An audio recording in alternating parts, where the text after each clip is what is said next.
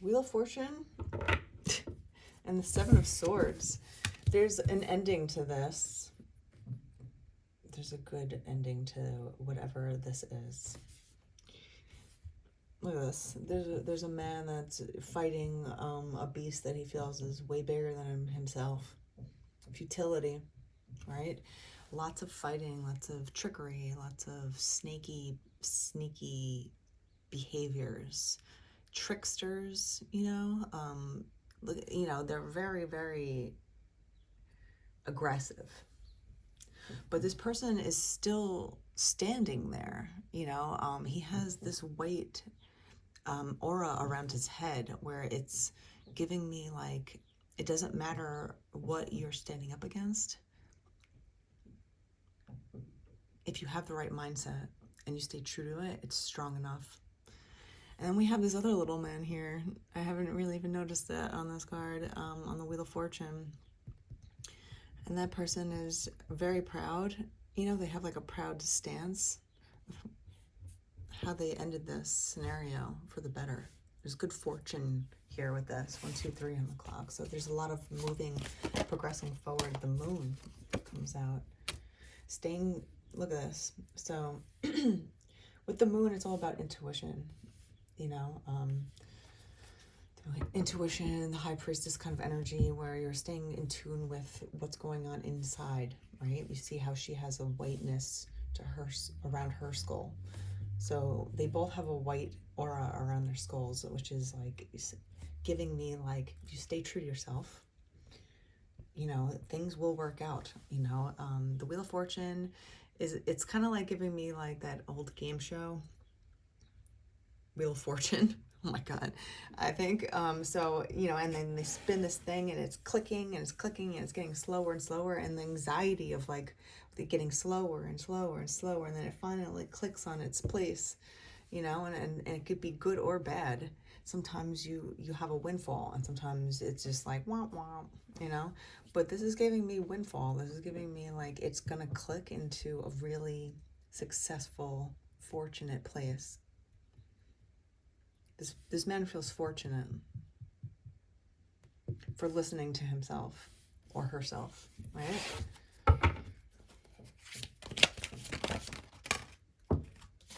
We have Princess of Wands popping out. And power, the Four of Pentacles. Staying grounded. It doesn't matter how old you are. Let's put it this way. It doesn't matter how old you are. It doesn't matter if you're female, male, whatever your scenario is. If you, again, with the white around her third eye.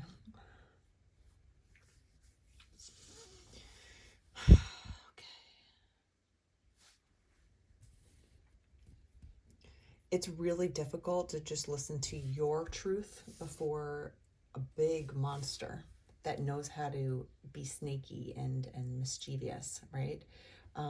You have to have a really strong foundation, and be really rooted into yourself and your truth to stand up to this big old monster.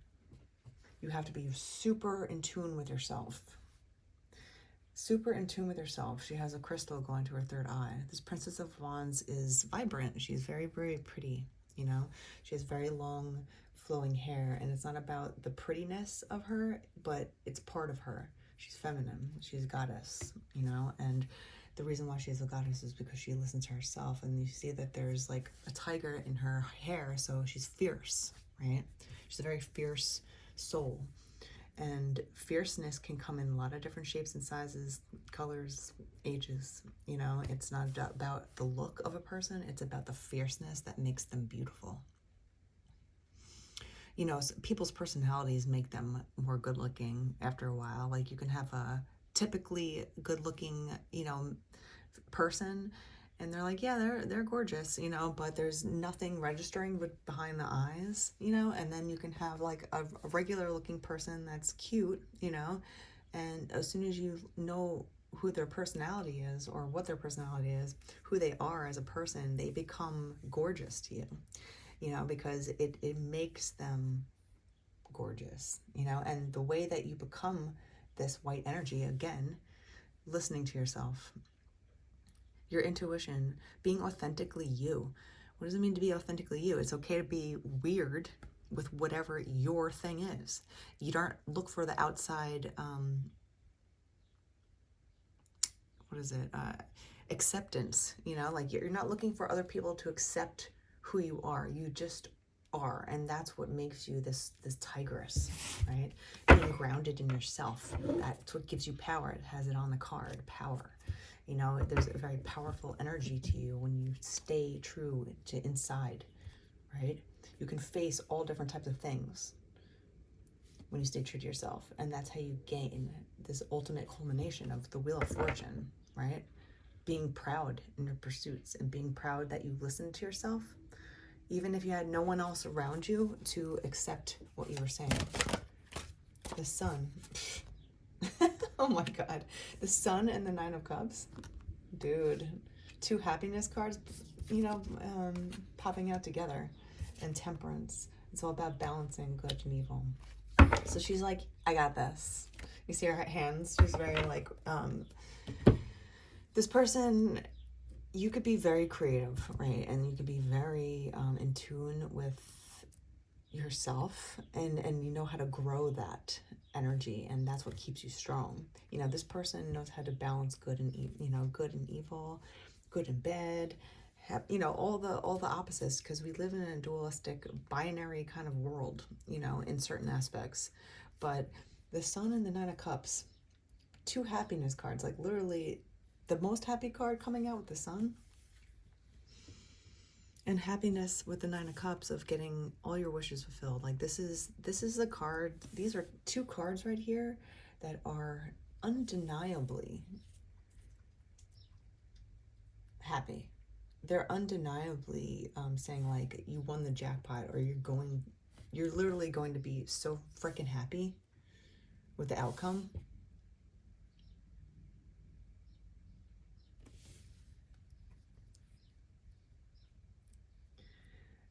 Because sometimes when you do the right thing, it takes a long time for karma to catch up. Karma doesn't work fast, thankfully. Karma works really freaking slow. Earth energy is slow moving, but solid, right? You can't move the earth, you know, like the earth moves itself. And when it feels like it, it's not going to just happen just because you have a flippant idea or thought, right? Temperance is about, you know, balancing. Maybe it's Sagittarius, kind of fiery energy here. We have a lot of fire wands, you know, just creativity, you know, in general. The Nine of Cups and the Sun, that's amazing.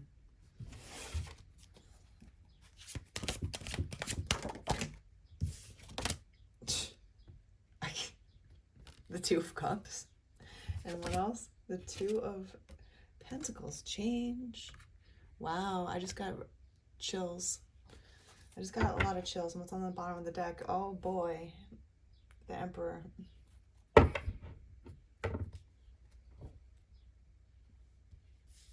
Wow. I have goosebumps right now. The Two of Cups and the Nine of Cups. I mean, if you get one of these cards, you should be ecstatic. But when you get both of them with the Sun,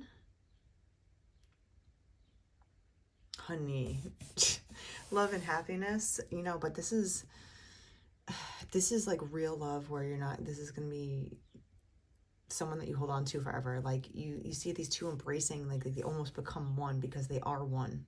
It's so fitting, these two, right? The Two of Cups is like finding that like twin flame kind of energy where you're just like, oh my gosh, no one else could be you. No one else could make me feel like this, you know? And then the happiness card is with the Nine of Cups, is like saying like this person can literally give you everything that you ever wanted in love, and really you both make each other happy to the point where you're just like fulfilled in love. You're gonna get exactly what you always wished for in love. And honestly, like the Emperor on the bottom of the deck, the Emperor, what is it, creme de la creme, you know, like he is That could make people excited just by himself too, popping out. Well, we have the Wheel of Fortune with the Emperor. And the Two of Pentacles is all about change, right? But this is also about the duality of life again. You know, it's infinity and two twos. Look at this. Two of Cups and Two of Pentacles. This is a love. This is a connection here that is literally going to change your life. You're going to be so happy that you don't even know how you, I don't think you've even experienced this happiness in a very long time. The moon and the sun coming out. This is about duality and connection and fitting, right? They're a pair together. There's a change coming in with this, and it's going to be a really, really good change for you. 1111, I'm just going to leave this here with, you know, a message of, let's just pull one more. A gentle touch, like the softness of a feather, brushing your skin. Be sweet and kind to yourself and others. This person is going to be so gentle with you, like in a sense with love. Like this love is going to be healing for both of you. This love is going to be something that you don't let go of.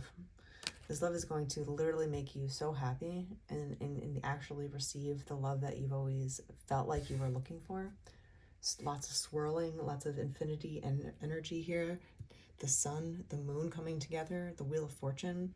This is going to be touching you, like your soul, right?